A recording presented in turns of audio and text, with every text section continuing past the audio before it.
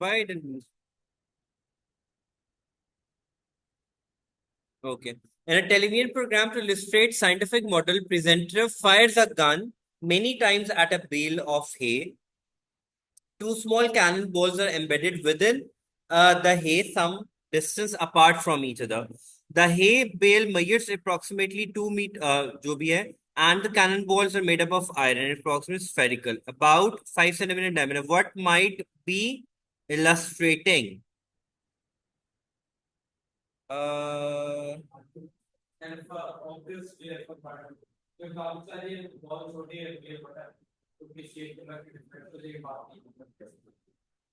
अब इसमें पॉइंटर्स ढूंढते हैं ना, क्या उसने किया हुआ है।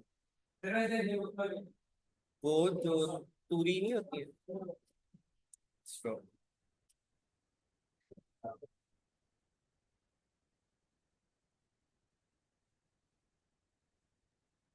Up two small cannonballs are embedded within the hay, some distance apart from each other.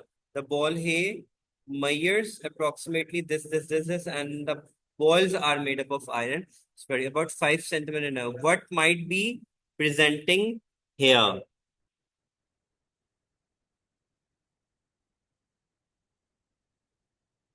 But उसका लॉजिक समझ में नहीं आ रहा ना।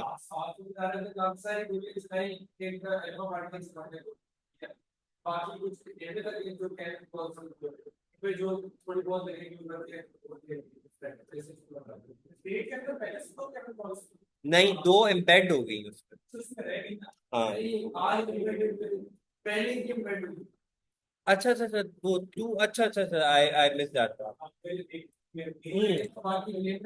No, alpha particle alpha scattering को शो करेगा। Okay, I get. उसने बोला है कि एक एक वो है उसके अंदर टू, वो हमारे पास कैनन बॉल्स ऑलरेडी एम्बेडेड है। जब हमने उसमें कुछ किया, some of it have been deflected. जैसे वो न्यूक्लियस, बेसिकली वो उसको किसको शो कर रहे हैं, ये न्यूक्लियस को शो कर रहे हैं। Thank you Ahmed, I was missing this part. The table lists the nucleon numbers and the proton numbers of various nuclei. The nuclei are represented by letters L to T. Oh, sorry, ये इसके अंदर है। Which one of the following table correctly show the nuclei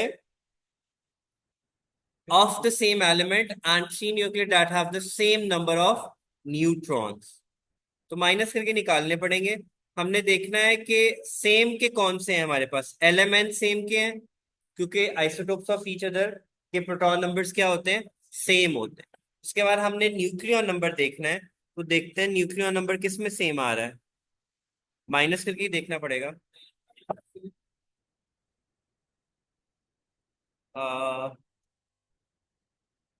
are, इन दोनों को minus करो, क्या आएगा, 227 minus 90।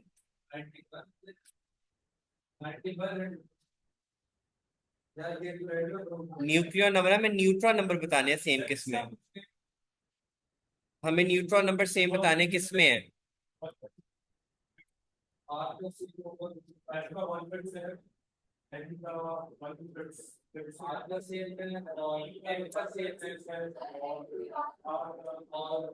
किसके हैं, एनपीआर के। एन की वैल्यू क्या बन रही है, 136। पी की क्या बन रही है, 136। और आर की भी क्या बन रही है, 136।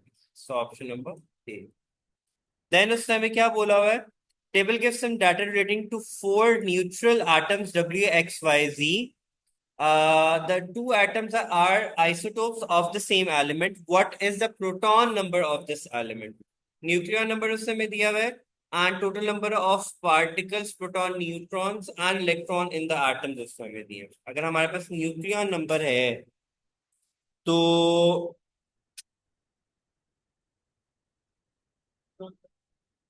प्रोटॉन एंड इलेक्ट्रॉन सेम होते हैं हमारे पास।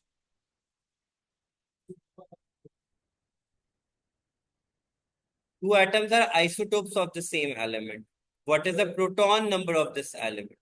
न्यूक्लियर नंबर उसने यहाँ पे हमें दिया हुआ है।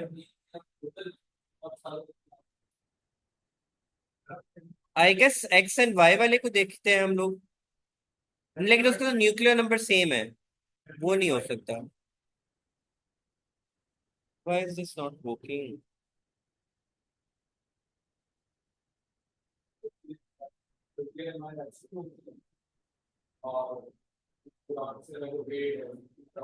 It means that is sum of proton and neutrons ये बन रहे हैं हमारे पास, ठीक है। तो आइसोटोप्स हैं, विच मीन्स दोनों के वो क्या होंगे 8, और न्यूट्रॉन क्या होंगे, एक के 9 होंगे, दूसरे का भी क्या होगा W और Y। हाँ, 6 आएगा हमारे पास, 9 और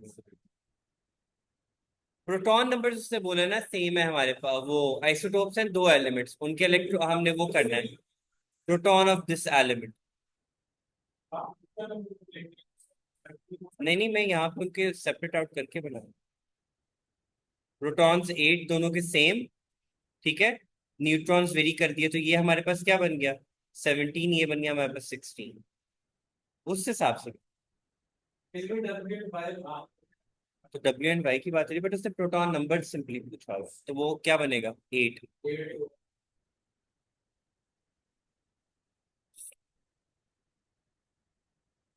अनचार्ज है, न्यूट्रल है हमारे पास, ठीक है।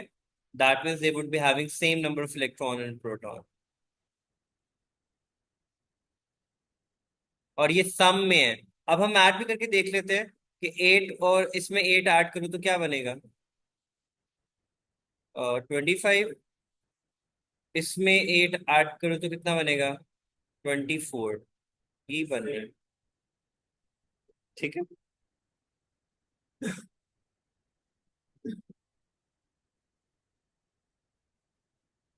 नेक्स्ट उससे पूछा हुआ which diagram represent the quarks composition of an anti neutrino.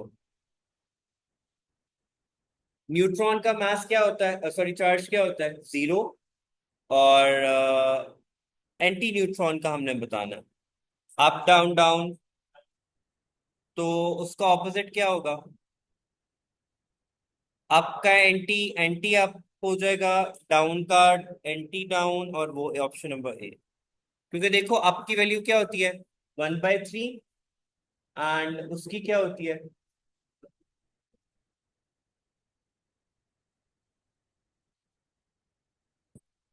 हम बात कर रहे थे अप एंड डाउन की। डाउन की वैल्यू क्या होती है हमारे पास, what is the value of down, हम वो आंसर निकाल सकते हैं ना। What is the value of down -2/3, +1/3 होता है, एंड देन -2/3 होता है। तो उसकी वैल्यूज ऐड कितनी निकलती है, मैं न्यूट्रॉन की वैल्यू निकाल रहा हूँ कि अप डाउन एंड डाउन होता है, ठीक है। उसके एंटी पार्टिकल्स क्या होंगे, anti up anti down and anti down. I was just trying to get to the value of that कि आपको उससे निकाल दूं, but since you guys are already doing this के हमें आता है, सो नेक्स्ट इज क्या है हमारे पास, which contains equal numbers of quarks and anti quarks, ये है down quark, equal number of quarks and up quark and down quark. अच्छा जी, बना लेते हैं। इसमें हमारे पास क्या है, एक ही प्रोटॉन है, एक ही क्या है, इसमें न्यूट्रॉन है हमारे पास नहीं, इसमें हमारे पास क्या है एक प्रोटॉन, और न्यूट्रॉन इसमें क्या है 0। इसमें हमारे पास क्या है दो प्रोटॉन एंड दो न्यूट्रॉन। इसमें हमारे पास क्या है 3 प्रोटॉन एंड 4 न्यूट्रॉन। इसमें हमारे पास क्या है 4 प्रोटॉन एंड 5 न्यूट्रॉन। तो किसमें इक्वल नंबर आ रहे हैं हमारे पास, option number B. Then next is K. The diagram shows quark composition of 4 different hadrons. One of the hadron is uh, sigma positive particle, and it has a charge of positive E, where E is the elementary charge. Which hadron could be sigma positive particle? उसके ऊपर charge क्या आ रहा है positive का आ रहा है, which means हमें electrons को देखना है यहाँ पे। तो क्या हो जाएगा, it's going to be 2/,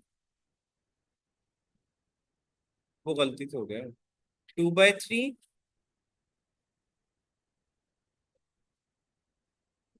positive ई क्या होगा, इट मीन्स कि वो एंटी पार्टिकल है, विच मीन्स ऑपोजिट चार्जेस उसके अंदर आने हैं। So keep that in our mind. तो -2/3 किस में कन्वर्ट हो जाएगा +2/3 में, +2/3 एंड उसमें +1/3 का होता तो ये -1/3 हो जाएगा। तो क्या बन जाएगा? 4 - 1/3 विच इज 2, 3/3 विच इज 1। तो ये किस में आ रहा है हमारे पास? डाउन डाउन एंड अप किस में आ रहा है हमारे पास?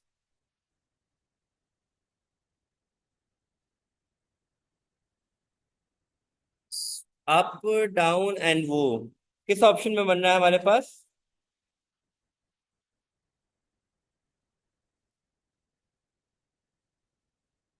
ये दो आ गए हमारे पास, ये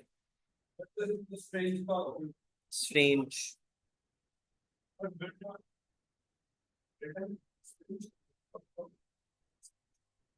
एक स्ट्रेंज है ना,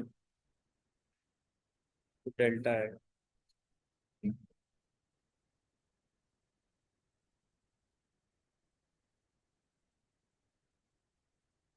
एंटी पार्टिकल्स है ना उनके। हमने इसमें से -2/3 नहीं बल्कि +2/3 उसके यहाँ पर। लेट मी, वो तो करना ही भूल गया। हम इसमें एंटी न्यू वो नहीं यूज करे, वो गलती से हो गया। आपकी वैल्यू दो आपसे +2/3, +2/3 और एक -1/3 को हमने जब ऐड किया, we got to this answer which was D. Then उसने sigma particle of charge -C and sigma particle of charge +E up and down की बात की हुई है।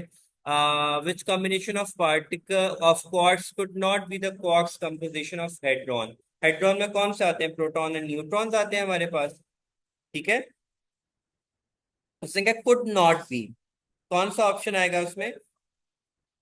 अल्फा या बीटा में से कोई ऑप्शन आनी है हमारे पास। बीटा करके देख लेते हैं, अल्फा को करते हैं -1/3, -1/3, -1/3, because downs downs and strange है ना हमारे पास।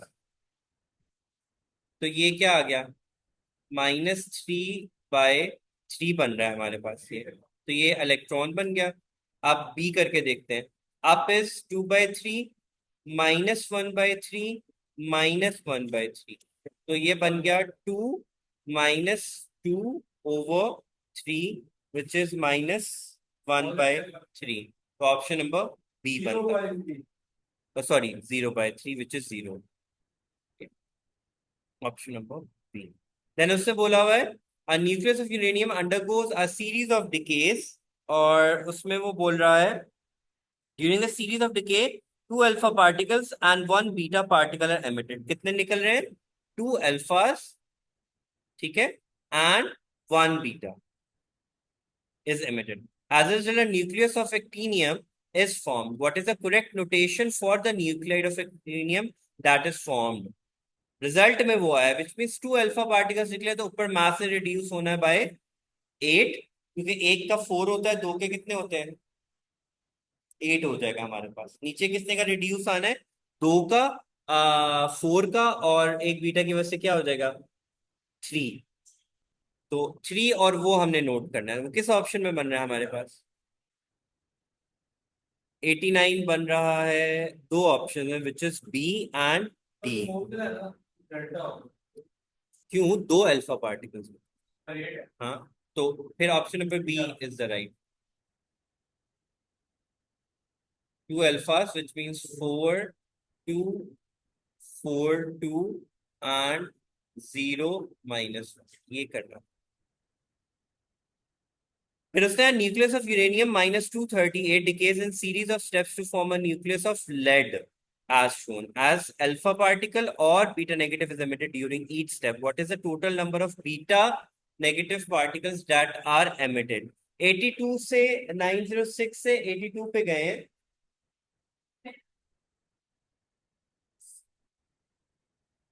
90 मतलब दैट इज 10 का रिडक्शन आया हमारे पास। 92 से किस पे जा रहे हैं हमारे पास? 82 पे जा रहे हैं। अब हम लोगों ने क्या देखना है? पहले तो हम इसके मासेस का डिफरेंस निकाल लेते हैं। 238 -206 और एन अल्फा और beta particle is emitted during each step. इसमें डिफरेंस कितना आ रहा है?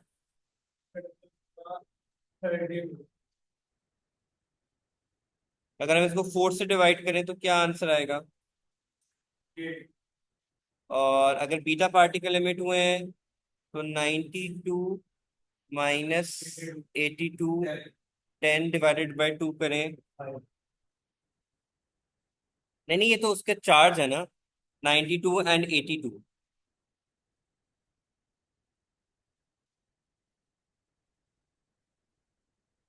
16, 92 में से 16 माइनस करो, कितने? 8 इंटू 2 करेंगे, 76 आ जाएगा आई गेस।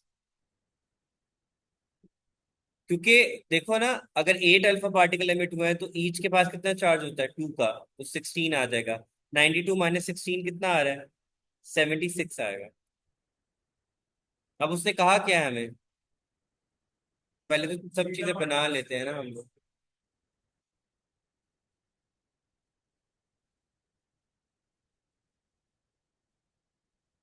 76 आ गया हमारे पास, ठीक है। 8 आ गया एंड 76 आ गया। अब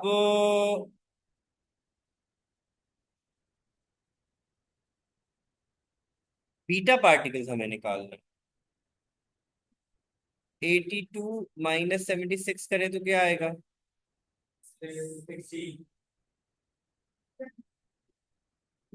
82 एंड 76 माइनस करना, 16 आएगा।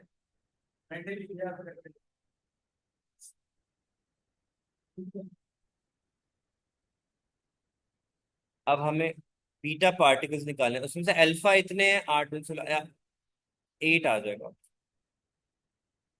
ये देखो, ये अल्फा पार्टिकल्स निकल आए थे 8, ठीक है। फिर हमारे पास बीटा पार्टिकल्स कितने निकले थे? टोटल नंबर ऑफ पार्टिकल्स कितने निकल रहे हैं? 16। उसमें से अल्फा पार्टिकल्स को माइनस कर दिया, पीछे रिमेनिंग कितने रह गए? 8, वो थे बीटा पार्टिकल्स।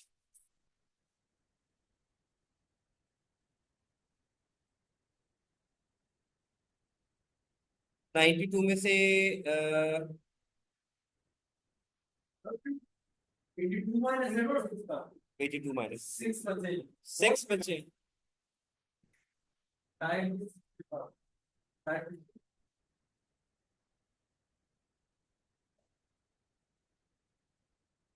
82 माइनस 76 का क्या आंसर आ रहा है? वो 16 क्यों बोली जा रहा था?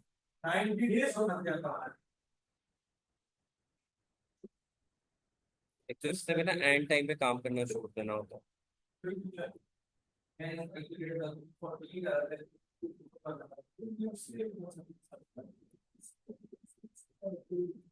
6।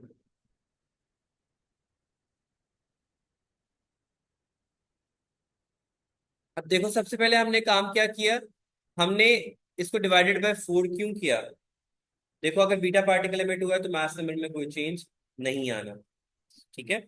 इस वजह से हमने पहले इन दोनों का डिफरेंस कैलकुलेट किया, डिवाइडेड बाय 4 इसलिए किया cos 4 is the mass of the alpha particle. तो हमारे पास नंबर ऑफ अल्फा पार्टिकल्स आ गए 8। अब नीचे हम लोगों ने पहले माइनस किया इन दोनों को अल्फा पार्टिकल के अकॉर्डिंग, ठीक है। तो 92 टोटल चार्ज था, उनमें से 8 अल्फा पार्टिकल्स का चार्ज निकाल दिया, पीछे कितना रह गया? 76, ठीक है। अब 82 में से 76 को माइनस किया तो रिमेनिंग किसके पार्टिकल्स रह जाएंगे? Beta particles. Next is an unstable nucleus goes through a successive decay to become the final stable nucleus. The initial nucleus and final nucleus are isotopes of each other. So, how many alpha and beta particles could have been emitted during this decay? हम लोगों ने बताना है।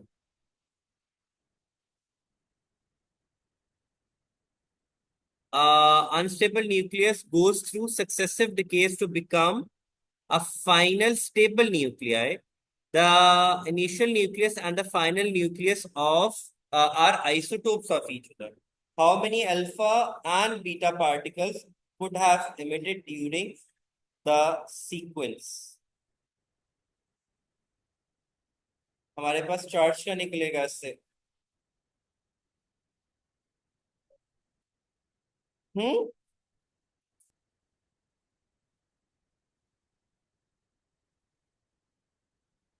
वापस आओ। हाँ, beta particle की emissions हमारे पास क्या होती हैं? वो इंक्रीज करती है उसके चार्ज को, प्रोटॉन को। प्रोटॉन नंबर ने तो क्या रहना है? same. This is being balanced by this one. Again, alpha particle emits, charge decreases by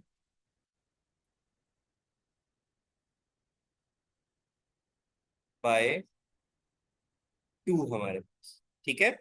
और जब बीटा पार्टिकल एमिट होता है, इट इंक्रीजेस बाय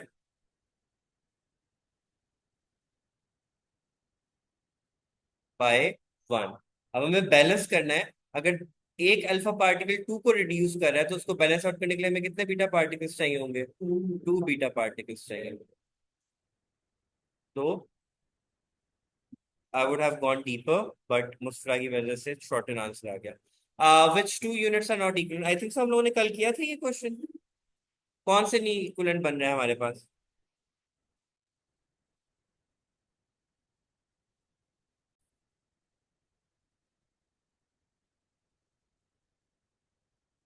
यहाँ तक तो हमने आई गेस कर लिया था। हाँ, नहीं, इसके अंदर खैर हम लोगों ने मास की जगह पे उसका यूनिट पुट कर दिया, के की जगह पे उसकी यूनिट्स बना दिया, पावर्स हमने लेनी थी। पी की पावर -1/2 इसलिए लिया ताकि वो डिनोमिनेटर में चला जाए और किलोग्राम किलोग्राम से कैंसिल आउट हो जाए। तो वहां से देन हमें डेंसिटी फाइंड आउट करनी थी। डेंसिटी किसकी इक्वल होता है? मास ओवर वॉल्यूम। मास कितना दिया हुआ है? 4.8 माइक्रोग्राम्स और 1/2 decimetre cube, which would be 10 -3 metre cube बन जाएगा। ये ऊपर चला जाएगा, पॉजिटिव बन जाएगा तो -3 की पावर आ जाएगी। -3 दिया किसने हुआ सर? एक में दिए, एक में ही दिया हुआ है उसने, which is option number 1.4 something की वैल्यू बननी है। देखो क्या डिवाइड करके आंसर आ रहा है।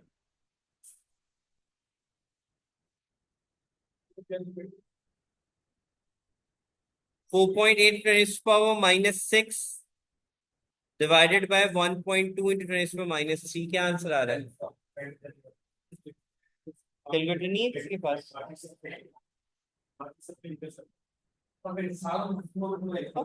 तुमने क्यों बीटा किया? हाँ, अल्फा बन रहा है। देन उसने बोला हुआ है how many nanometre cubes are in cubic micrometre cube. ठीक है, माइक्रोमीटर की वैल्यू क्या होती है? 10⁻⁻⁶ का क्यूब। और न्यूटन मीटर की वैल्यू, न्यूटन की क्या होती है?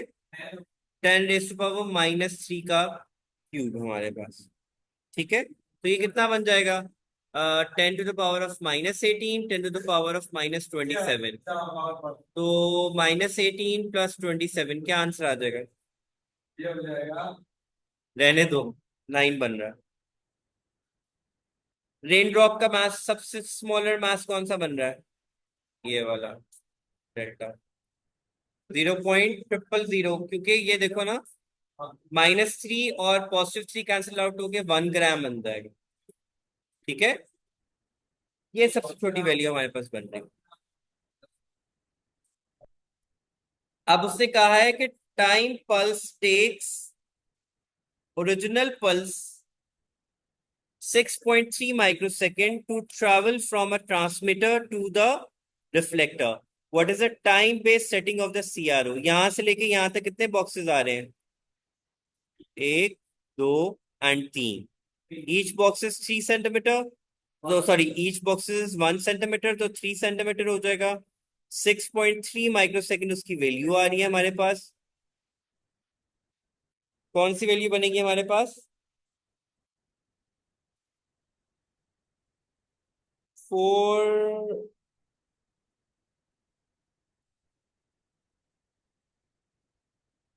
पीक टू पीक हमारे पास क्या आ रहा है?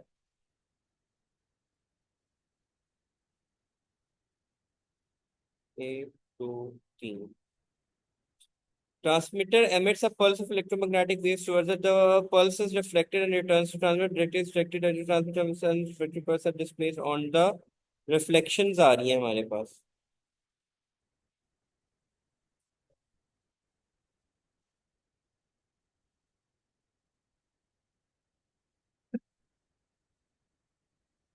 पर सेंटीमीटर। 6.3 को डिवाइड करें जरा, 3 सेंटीमीटर पे क्या आ रहा है? कितना आ रहा है? 2.1। मल्टीप्लाई बाय 2 करें तो क्या आएगा? 4.2। तो 4.2 आंसर आ जाएगा। सबसे पहले तो यूनिट बना लिया ना हमने उसके अंदर। 6.3 उससे टाइम हमें दिया हुआ था, micro second, divided by centimetre which was 3 centimetre. यहां से हमारे पास क्या आ गया? 2.1 माइक्रो सेकेंड पर सेंटीमीटर। रिफ्लेक्शन हो रही है तो टाइम टू हम लोग उसके टाइम कर देंगे हमारे पास, तो टाइम टू करके 4.2 माइक्रो सेकेंड आ जाएगा।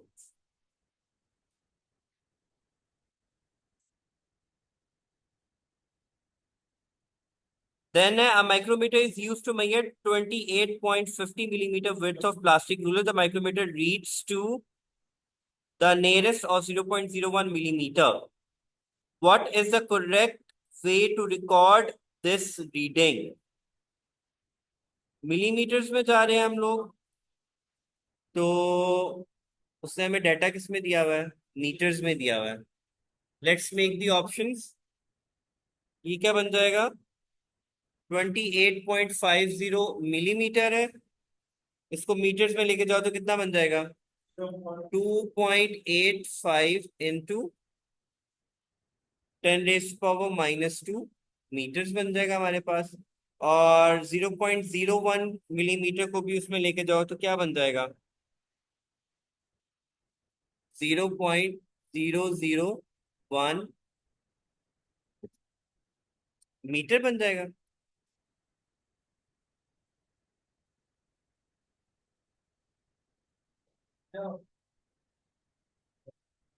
उसमें कर देता है उसमें अचानक।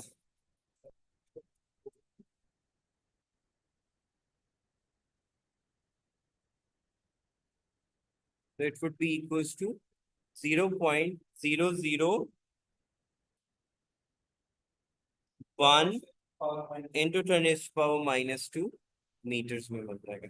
पावर्स हमने सेम कर दी दोनों। ठीक है, तो ये ऑप्शन हमारे पास किस में आ रहा है? ऑप्शन नंबर सी के अंदर। देन हमारे पास ये इजी था, इसमें क्या बनेगा? सबसे पहले हमने क्या कर देना है? 0.2 डिवाइडेड बाय 87.3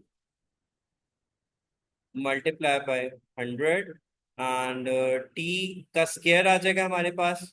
तो 0.05 divided by 1.9 multiply by 2 into 100। इनको ऐड कर दो, क्या वैल्यूज आएंगी हमारे पास?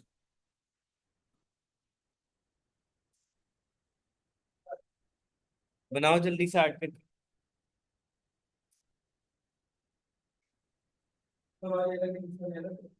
वो एल की वैल्यू है, ये टी की वैल्यू है। डेल्टा एल की, ये डेल्टा टी।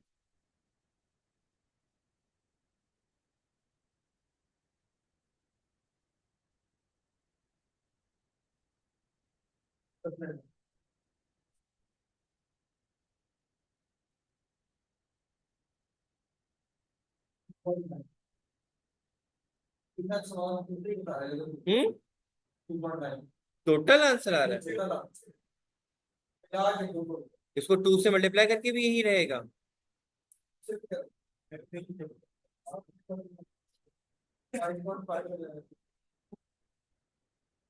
मुस्कुरा, आप कर लिया करो जल्दी से।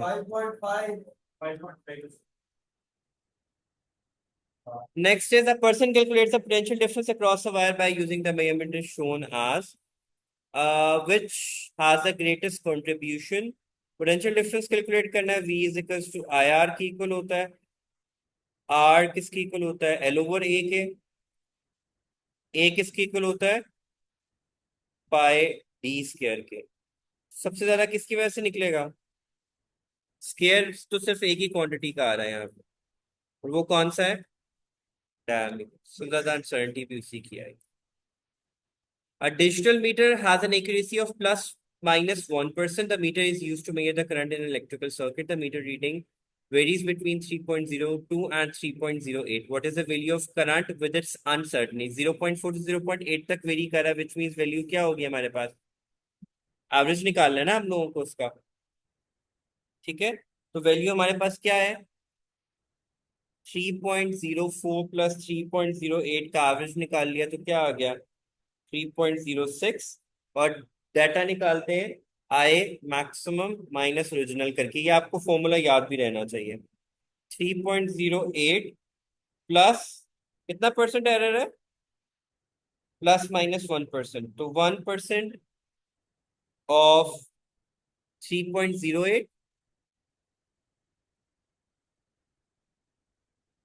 माइनस 3.06. देखो क्या बन रहा है.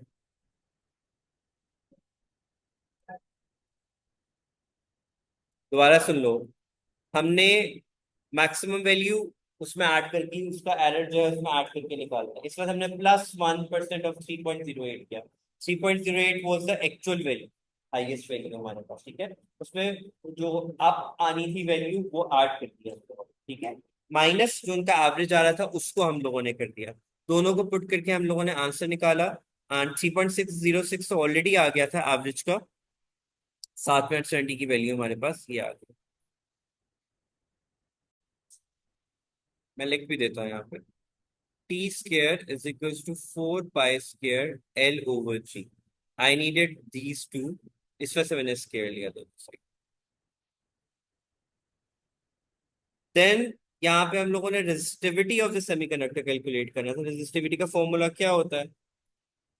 R is equal to rho L over A. We needed resistivity which would be equals to R into A over L. But what data do we have? We have the dimensions, all of it. We have electrical meter use and accuracies बताएंगे. Data नहीं दिया बस. Ohm metre क्या values put करेंगे? ए है हमारे पास.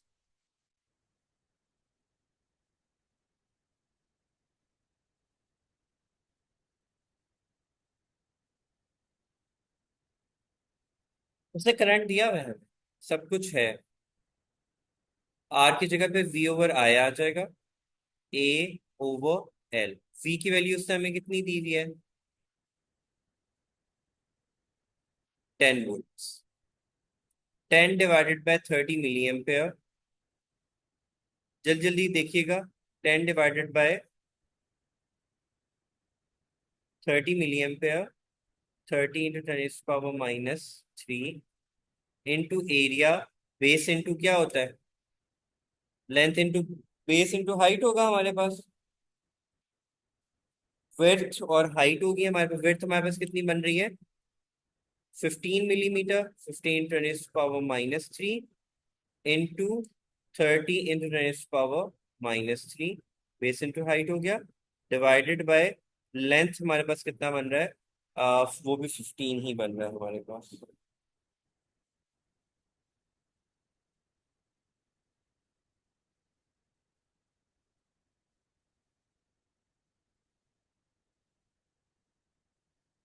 ठीक है, देखो क्या आंसर आ रहा है. आई गेस ये 15 तो 15 से कैंसिल आउट हो जाएगा.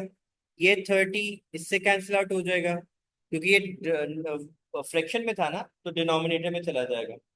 ये देखो ना, ये वी वाला आए नीचे चला जाएगा, उससे कैंसिल आउट हो जाएगा सारा. पीछे रह गया 10. तो 10 तो खैर सब में ही दिया हुआ है. अब हमें एरर्स निकालने हैं. किसी का भी स्केयर लेने की जरूरत है हमें? नहीं, we do not need to have scare of anything. अब आर की पहले वी की वैल्यू पुट कर देते हैं. ऊपर जाना पड़ेगा, यहीं पे बना लेते हैं. वी की वैल्यू कितना बन रहा है? 0.1/10.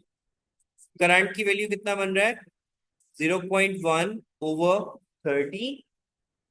ए की वैल्यू कितना बन रहा है? 0.2 divided by 30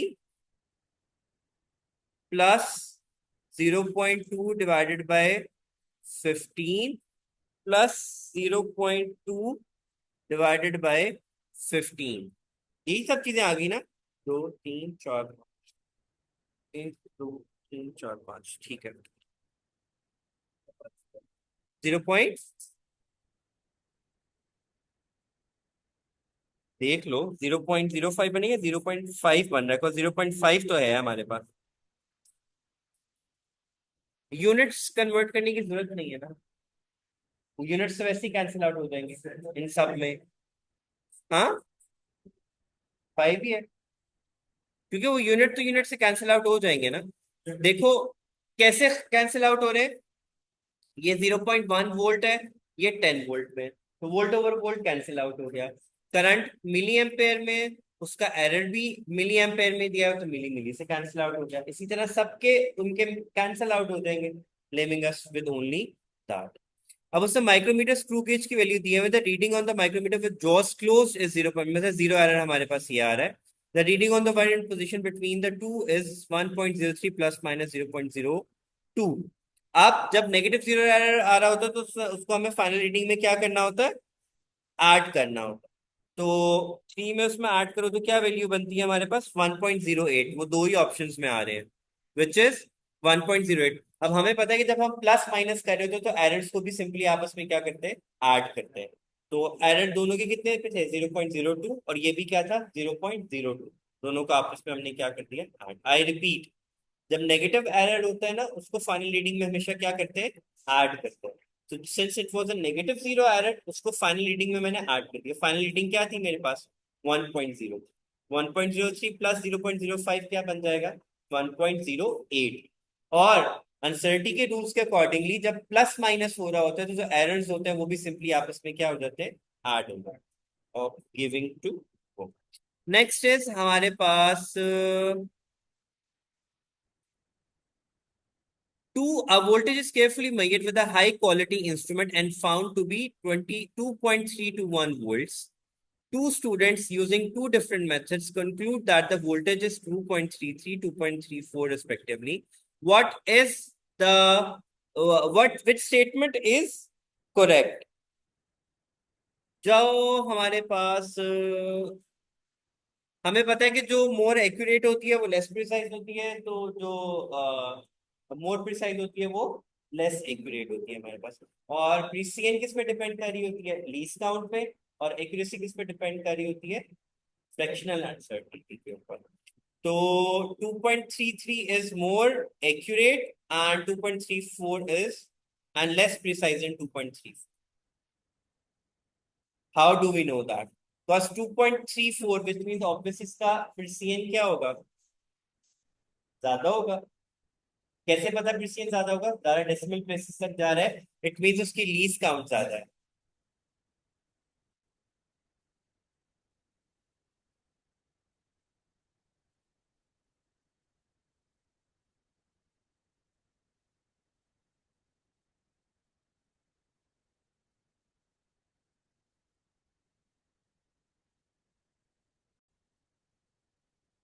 It takes reading of the volume of a liquid using three different pieces of measuring equipments X, Y, and Z. The true volume of the volume is V. The student results are shown. अब देखो सबसे ज्यादा close ये आ रही है, this is away from the V, but closer to each other, this is, ये separated value है, ठीक है, but closer to the actual value है। हम कौन सा ऑप्शन इसमें से चूज करेंगे, विच इज शोइंग विच। हमारे पास पहली रीडिंग क्या है, एक्यूरेट है बट लेस प्रीसाइज है, बिकॉज वैल्यूज देखो स्प्रेड आउट हो रही है हमारे पास, यहां से भी और यहां से भी। इसमें हमारे पास क्या है, मोर प्रिसाइज है बट लेस एक्यूरेट है। यहाँ पे देखो वैल्यू के क्लोज आ रही है हमारे पास, ठीक है।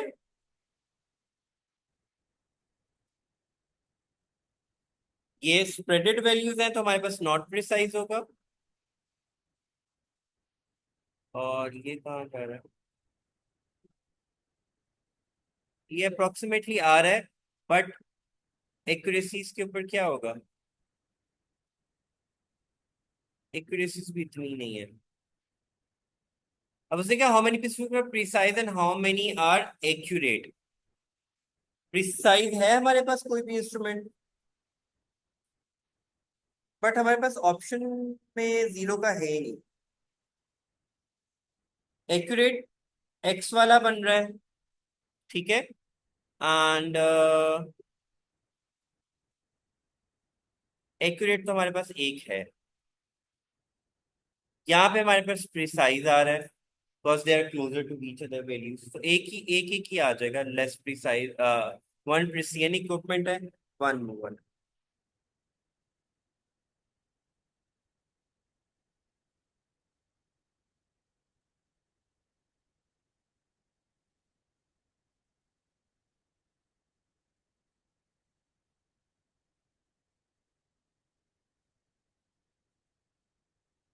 लेस प्रिसाइज लिख दिया मैंने, प्रिसाइज था ये, because they are closer to each other but not to the actual value. एक एक आना दोनों।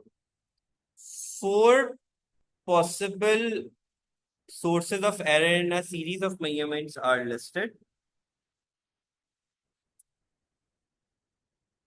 Analog meter whose scale is read from different angles. तो उसकी वजह से कौन सा एरर अराइज होगा? It would be a random error. A meter which always measures 5% too high, ये सिस्टमैटिक हो जाएगा। A meter with a needle that is not frictionless, so the needle sometimes sticks slightly, ये भी हमारे पास कौन सा आएगा? रैंडम एरर बनेगा। समटाइम्स लिखा हुआ है ना, तो वैल्यूज वेरी करेंगी, मल्टीपल वैल्यूज आएंगे। A meter with a zero error, ये भी सिस्टमैटिक एरर हो जाएगा।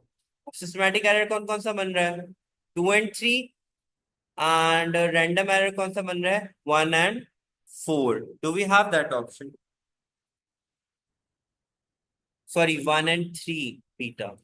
वो मैंने इसके साथ देख लेना, वो सॉरी इसके साथ। ठीक है।